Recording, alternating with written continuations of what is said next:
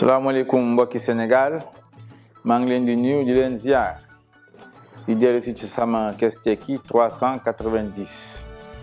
di ci wax ci lu jëm ci ressources minières yi ak minéral daanaka mooy suuf seeg pétrole ak gaz di wax rek ne pour nga mën koo gérer dëgg-dëgg foog nga xam lu ñuy wax géopolitique daanaka politique àddina bi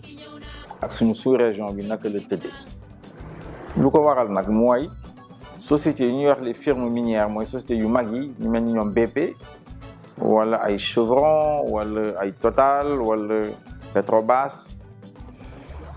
wala fii ci Cosmos Sénégal naa si dellu si ñooñu suñuy def seen stratégie pour investir àddina bi yëpp nañuy xool te ci biir loolu nag dañuy xool état yi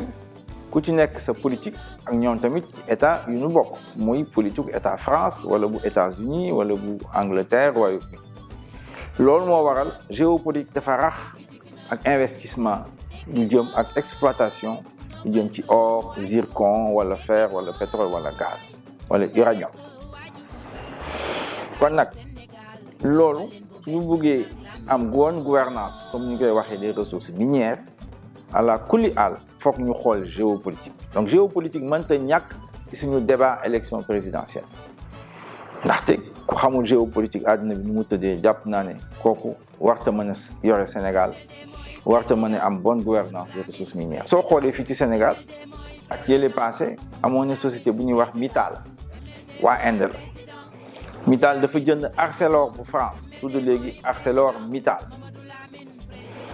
bu ñu defee loolu ba pare ñu ñëw fii ci Sénégal temps yooyu nguuru njiitu président Abdoulaye Wade la woon PDS ñu ñëw ne dañoo bëgg suñu fer bu nekk Falémé fële ci wetu Kédougou am fa 800 millions de tonnes de fer yàgg na fa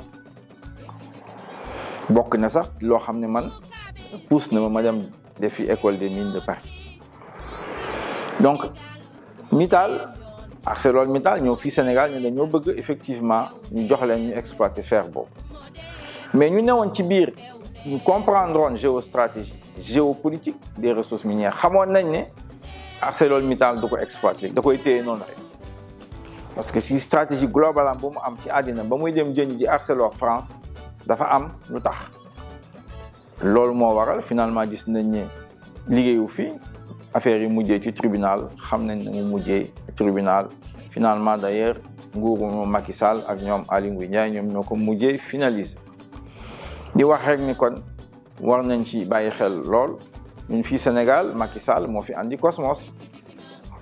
ci suñu gaz bi gaz bu Saint-Louis ak bu Kayar Cosmos jëliwaat BP bu Grande-Bretagne Royaume-Uni temps yële passé nee nañu BP nee na moom Kayar génne na ci loxom